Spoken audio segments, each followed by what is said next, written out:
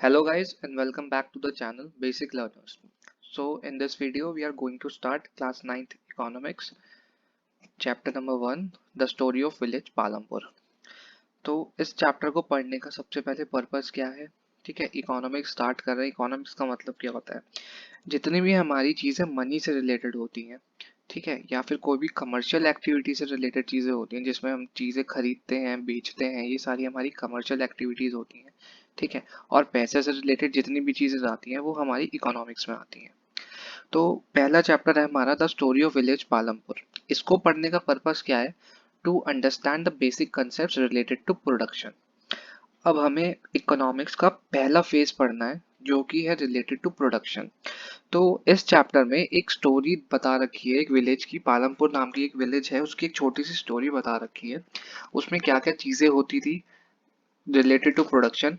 ठीक है, प्रोडक्शन समझाने के लिए उस स्टोरी का एक एग्जांपल लिया है और हमें प्रोडक्शन की चीज़ें समझाई हैं। प्रोडक्शन क्या होती है, कितने टाइप्स की होती हैं, क्या क्या फैक्टर्स होते हैं जो प्रोडक्शन पर डिपेंड करते हैं, ये सारी चीज़ें बताई गई हैं। तो सबसे पहले हमें ये पता होना चाहिए हमारी इकोनॉमिक्स एक्टिविटी कितनी होती है। हमारी इकोनॉमिक एक्टिविटी हमारी चार होती हैं मेजरली। तो सबसे पहले आ गई हमारी प्राइमरी एक्टिविटीज़, फिर सेकेंडरी एक्टिविटीज़, फिर टर्शियरी एक्टिविटीज़, फिर क्वार्टरनरी या क्विनरी एक्टिविटीज़।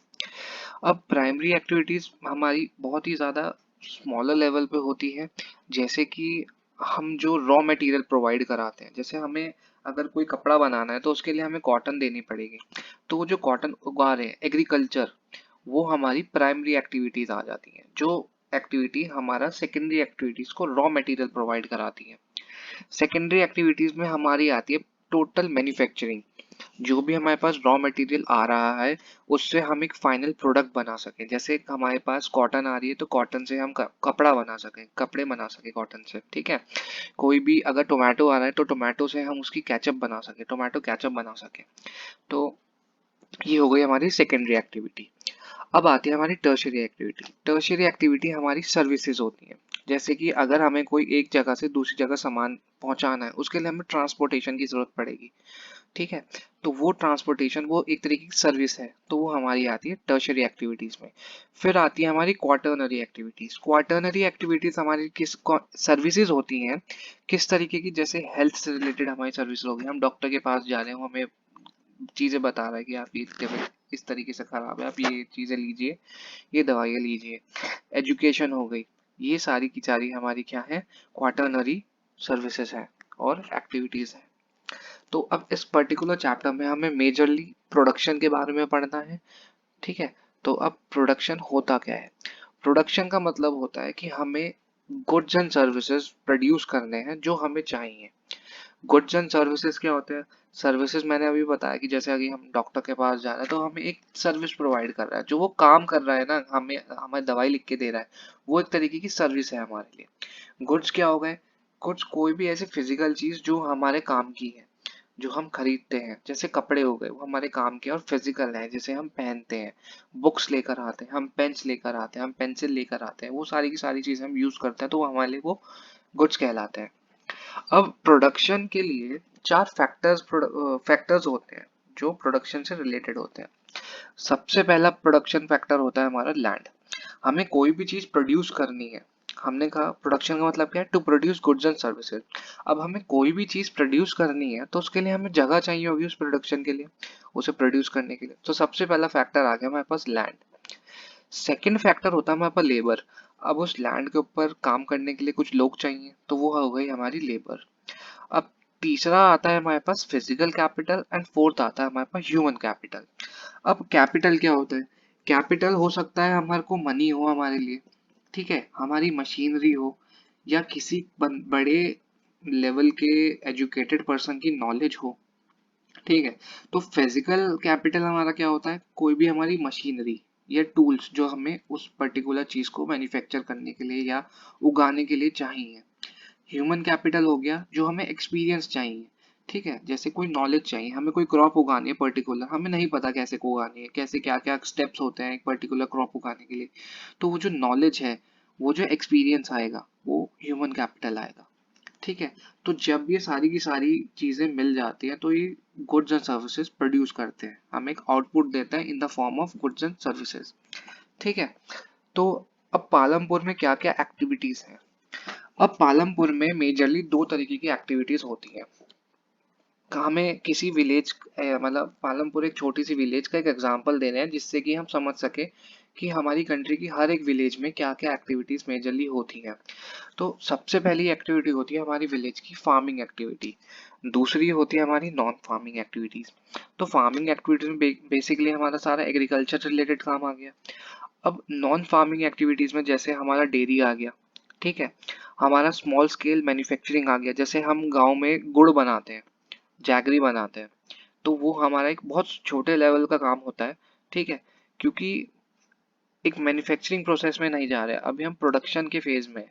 तो एक स्मॉल स्केल मैन्युफैक्चरिंग हम गांव में सेटअप करते हैं, हम गुड़ बनाते हैं वहाँ पे, ठीक है। रिटेल ट्रेड हो गया, गांव में छोटी छोटी दुकानें होती हैं, ठीक है, जहाँ पे हम सामान खरीदते हैं अपने डेली रूटीन का, जो हमें रोज जरूरत पड़ती है जिस सामान की, ठीक है। और एक हमारा ट्रांसपोर्टेशन हो गया, हमें गांव में भी एक जगह से दूसरी जगह जाने के लिए ट्रांसपोर्टेशन चाहिए, हमें अपना सामान दूसरी जगह ले जाने के लिए ट्रांसपोर्टेशन चाहिए। तो बेसिकली ये चार तरीके की नॉन फार्मिंग एक्टिविटीज मेजरली होती हैं। इसके अलावा भी बहुत सारी एक्टिविटीज होती हैं, पर जो हमें इस पर्टिकुलर स्टोरी में बता रखी है और जो मोस्टली हर विलेज में होती ही हैं, वो चार तरीके की एक्टिविटीज होती हैं नॉन फार्मिंग में। और एक मेजर जो हमारा मोस्ट ऑफ द जो हमारी पॉपुलेशन है विलेजेस में रहती है, वो हमारी किससे एसोसिएटेड होती है? फार्मिंग एक्टिविटीज से। अब फार्मिंग एक्टिविटीज में क्या होता है हमारा? फार्मिंग एक्टिविटी हमारी मेन प्रोडक्शन एक्टिविटी है रूरल इंडिया में, ठीक है, पर उसकी एक दिक्कत भी है। दिक्कत ये है कि फार्मिंग बहुत ज्यादा लोग करते हैं, पर फार्मिंग करने के लिए लैंड जो है हमारे पास वो फिक्स्ड है। हमारे पास जो लैंड है वो बढ़ नहीं सकता, है ना। थोड़ा बहुत आप बढ़ा सकते हो, लेकिन एक बहुत बड़े लेवल पे आप नहीं बढ़ा सकते। तो जो इनिशियली हमारा जब इंडिपेंडेंट हुआ था हमारी कंट्री, तब से जो हमारे पास लैंड है, वही लैंड हम फार्मिंग में यूज कर सकते हैं। वो घटता बढ़ता है, थोड़ा बहुत कम होता है, थोड़ा बहुत बढ़ता है, लेकिन एक बहुत बड़े लेवल पे नहीं होता। तो ये एक बहुत बड़ी प्रॉब्लम है। अब पॉपुलेशन बढ़ती जा रही है, ठीक है, लेकिन हमारे पास लैंड उतना ही है। तो अब हम क्रॉप को कैसे ज्यादा प्रोड्यूस करें? तो उसके लिए हमारे पास कुछ मेथड्स होते हैं, ठीक है। तो methods to increase yield, yield का मतलब होता है कि अगर एक हमारे पास लैंड है 2 हेक्टेयर का सपोज टू बी, उसमें हम 10 किलो गेहूं उगा रहे हैं, तो अब हमें कुछ ऐसे मेथड्स अपनाने पड़ेंगे कि हम उसी लैंड के ऊपर 20 किलो गेहूं कैसे उगाएं, ठीक है। तो उसको करने के दो तरीके हैं। सबसे पहली चीज है कि हम मल्टीपल क्रॉपिंग करें, और दूसरी चीज है कि हम HYV सीड्स का यूज करें। अब मल्टीपल क्रॉपिंग में क्या होता है कि डिफरेंट डिफरेंट सीजन्स होते हैं, जैसे हमारे पास रेनी सीजन हो गया, विंटर सीजन हो गया, ठीक है, ऑटम सीजन हो गया। तो अब उन सीजन्स में जो क्रॉप सूटेबल है हम उसको ग्रो करें, दूसरा सीजन आएगा तो दूसरी क्रॉप यूज करें। इसका मतलब एक साल के अंदर हम अलग अलग सीजन्स में हम क्या कर रहे हैं? डिफरेंट डिफरेंट क्रॉप्स को ग्रो कर रहे हैं, ठीक है। अब ऐसा नहीं है कि भाई हम पूरे साल भर में सिर्फ अगर विंटर्स में जो क्रॉप उगती है उसका ही वेट करेंगे, बस विंटर्स में ही क्रॉप उगाएंगे, नहीं। हमारी विंटर्स खत्म हुई, हमारा समर शुरू हुई, तो समर से जो हमारी सूटेबल क्रॉप्स हैं हम वो उगाएंगे। हमारी फिर रेनी सीजन शुरू होगा, तो रेनी सीजन में हमारी खारिफ क्रॉप्स आ जाएंगी, हम उनको उगाएंगे। फिर से विंटर्स आ जाएंगी, हम विंटर क्रॉप्स उगाएंगे, ठीक है। तो ऐसे मल्टीपल क्रॉपिंग करके हम अपनी यील्ड बढ़ा सकते हैं। दूसरा मेथड है कि हम मॉडर्न फार्मिंग मेथड्स का यूज करें। मॉडर्न फार्मिंग में मेथड्स में सबसे पहली चीज आती है हमारी HYV सीड्स। ये कुछ इस तरीके की सीड्स होते हैं जिससे जो हमारी यील्ड है वो बढ़ जाती है, ठीक है। लैंड उतना ही है, पर ये इतने एडवांस सीड्स होते हैं कि इससे क्या होता है कि हमारी प्रोडक्शन ज्यादा आती है, हम जो भी उगा रहे हैं वो ज्यादा उगता है। और इसमें हम मशीनरी भी यूज कर सकते हैं, मॉडर्न मशीनरी यूज करेंगे। अगर हम ट्रेडिशनल पुराने तरीकों से चलेंगे, है ना, वही हल लेके अगर काम करते रहेंगे तो उतनी जल्दी नहीं हो पाएगा, है ना, और उतना एफिशिएंट नहीं रहेगा। तो इसलिए हम क्या करते हैं, अब मशीनरी का भी यूज करते हैं, मॉडर्न फार्मिंग मेथड्स यूज करते हैं हम सारे के सारे, HYV सीड्स का यूज करते हैं बहुत जगहों पे, है ना। तो 1960s में यही चीज को इनिशिएट करने के लिए, यही चीज को शुरू करने के लिए एक रिवॉल्यूशन लाया गया, जिसका नाम रखा गया ग्रीन रिवॉल्यूशन, जिससे कि हमारी जो प्रोडक्शन है वो बढ़ाई जा सके, ठीक है। पर अब फार्मिंग में कुछ प्रॉब्लम्स भी होती हैं।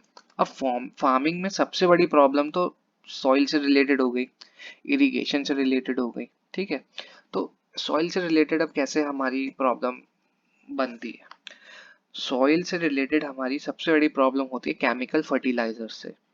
केमिकल फर्टिलाइजर्स क्यों? क्योंकि हम जब HYV सीड्स, मैंने बताया अभी पहले कि हम HYV सीड्स यूज करते हैं प्रोडक्शन बढ़ाने के लिए, तो जब वो सीड्स यूज होते हैं तो उनको न्यूट्रिएंट्स की ज्यादा जरूरत होती है, ठीक है, उनको अच्छे से मेंटेन भी रखना पड़ता है, तो उसके लिए हमें फर्टिलाइजर्स जो है वो ज्यादा यूज करने पड़ते हैं और केमिकल फर्टिलाइजर ज्यादा यूज करने पड़ते हैं, जिसकी वजह से जो नेचुरल न्यूट्रिएंट्स होते हैं सॉइल के, वो डिस्ट्रॉय हो जाते हैं, वो खत्म हो जाते हैं, ठीक है, जिसकी वजह से सॉइल की फर्टिलिटी धीरे धीरे धीरे खत्म होती रहती है और सॉइल एकदम खराब हो जाती है, वो बिल्कुल फिट नहीं रहती कुछ टाइम बाद ग्रो करने के लिए। दूसरा है डिप्लीशन ऑफ ग्राउंड वाटर। अब होता क्या है कि कुछ एरियाज में वाटर की अवेलेबिलिटी बहुत ज़्यादा है, तो उसका मिसयूज बहुत ज़्यादा होता है, उसकी वजह से सॉइल भी बहुत ज़्यादा खराब होती है, ठीक है, हम बहुत ज़्यादा पानी यूज़ करते हैं जिसकी वजह से हमारी क्रॉप भी फेल होती है, हमारी सॉइल भी खराब होती है और सबसे मेजर चीज़ होती है, इससे हमारा ग्राउंड वाटर डिप्लीट होता है ना। अब तीसरी प्रॉब्लम क्या है? Unequal land distribution. अब अनइक्वल लैंड डिस्ट्रीब्यूशन का मतलब है कि हम इंडिया में लार्ज फार्मर्स की क्वांटिटी जो है, मतलब नंबर ऑफ लार्ज फार्मर्स जो हैं वो बहुत कम है, और जो स्मॉल और मार्जिनल फार्मर्स हैं वो बहुत ज़्यादा है, लेकिन जो लैंड है लार्ज फार्मर्स के पास वो बहुत ज़्यादा है, और स्मॉल फार्मर्स और मार्जिनल फार्मर्स जिस लैंड पे काम करते हैं वो बहुत कम है, ठीक है। इसको एक चार्ट से समझते हैं हम। सपोज टू बी, ये एक चार्ट है, ठीक है, ये वाला जो पोर्शन है, ये वाला, ये है हमारे लार्ज फार्मर्स, ये वाले जो हैं ये हमारे स्मॉल एंड मार्जिनल फार्मर्स।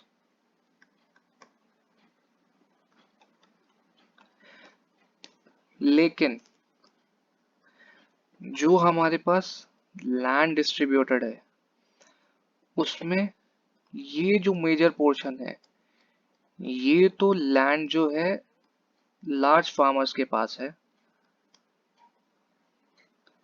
और ये जो छोटा वाला लैंड है ये स्मॉल फार्मर्स के पास है।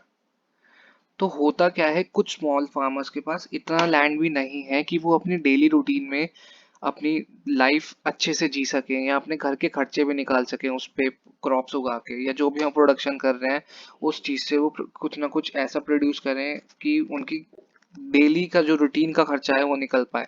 ऐसा भी नहीं हो पाता, है ना। तो अनइक्वल लैंड डिस्ट्रीब्यूशन इसलिए एक बहुत बड़ी प्रॉब्लम है इंडिया में। चौथी प्रॉब्लम आती है लोअर वेजेस। लोअर वेजेस मतलब होता क्या है कि बहुत बार ना, एक तो इंटेंशनली भी होता है कि यार एक लैंड ओनर है वो जानबूझ के ही कम पैसे दे रहा है, ठीक है, पर डे अपना काम करा रहा है लेबर से, लेकिन उसको प्रॉपर पैसे नहीं दे रहा है, तो इस हिसाब से बहुत बड़ी प्रॉब्लम है ये, क्योंकि वो अपने घर के खर्चे नहीं निकाल पाते। और दूसरी एक प्रॉब्लम होती है क्रॉप फेलियर से। अब मॉनसून अगर ज्यादा हो गया किसी जगह पे या ड्राउट्स पड़ गए, अब पूरी की पूरी क्रॉप फेल हो जाती है वहां पे। क्रॉप फेल होने की वजह से क्या होगा, जो लैंड ओनर है उसके पास भी पैसे नहीं होंगे, तो वो कैसे देगा, वो लेबर्स को पैसे कैसे देगा। तो ये एक बहुत बड़ी प्रॉब्लम है। पांचवा आता है हमारे पास हाई रेट्स ऑफ इंटरेस्ट। अब बहुत सारे स्मॉल और मार्जिनल फार्मर्स जो होते हैं वो उनको खुद का काम भी करने का मन करता है, तो छोटी सी जगह है लेकिन खुद का काम करने के लिए भी तो पैसे चाहिए ना। तो अब वो पैसे के लिए लोन लेना पड़ता है लैंड ओनर से। तो जब वो लोन लेते हैं तो उस पे जो इंटरेस्ट लगाते हैं वो लोग, वो भी बहुत ज़्यादा लगाया जाता है, जिसकी वजह से वो उसे दोबारा रीपे नहीं कर पाते हैं, और अल्टीमेटली अपना लैंड ही उन्हें बेचना पड़ जाता है। ये भी एक बहुत बड़ी प्रॉब्लम है फार्मिंग से रिलेटेड। फिर आते हैं हमारे पास कुछ non farming activities. Non farming इसलिए ना, फार्मिंग में बहुत ज़्यादा रिस्की सिचुएशन होती है, इसके फार्मिंग के साथ साथ भी बहुत लोग नॉन फार्मिंग एक्टिविटीज को अपनाते हैं। जैसे कि हमारी नॉन फार्मिंग एक्टिविटी में पहला डेयरी आ गया। लोग जो है गांव में बफलोस पालते हैं, गाय पालते हैं, ठीक है, और उसके मिल्क या मिल्क के प्रोडक्ट सप्लाई करते हैं, ठीक है, तो वो एक इकोनॉमिक एक्टिविटी हो गई, लोग वो बेचते हैं उसके बदले उन्हें पैसे मिलते हैं, ठीक है। छोटी छोटे जैगरी के, जैसे मैंने बताया था आपको, गुड़ बनाने की अपनी जगह बना लेते हैं, वहाँ पे गुड़ मैन्युफैक्चर करते हैं और वो मार्केट में जाके बेचते हैं, उससे भी थोड़ा पैसा कमाते हैं। ठीक है। रिटेल ट्रेड, घर में ही छोटी छोटी दुकानें खोल लेते हैं और जो भी रोजमर्रा की जरूरत है की सामान होता है वो अपनी दुकानों में बेचते हैं। ठीक है। और चौथा हो गया कि ट्रांसपोर्टिंग की सर्विसेज का भी वो क्या करते हैं, यूज करते हैं पैसे कमाने के लिए। जैसे कि बुल्लक कार्ट्स हो गई, गांव में एक जगह से दूसरी जगह जाने के लिए वो सप्लाई अपनी ट्रांसपोर्ट सर्विस को देते हैं, जिसकी वजह से उन्हें पैसे मिलते हैं। तो ये था हमारा पूरा का पूरा प्रोडक्शन से रिलेटेड जितना भी इस चैप्टर में दे रखा है। इससे ज़्यादा डिटेल में आपको पढ़ने की ज़रूरत नहीं है, पर हाँ, हम अब इन चीज़ों को पर्टिकुलरली आपकी एनसीईआरटी में से लाइन बाय लाइन देखेंगे, समझेंगे, पूरा का पूरा ये अच्छे से समझ में आ जाएगा फिर। ठीक है। तो अब नेक्स्ट वीडियो में मिलते हैं। एनसीईआरटी अपने साथ रखिएगा, उसे हो सके तो एक बार रीड कर लीजिएगा। Thank you.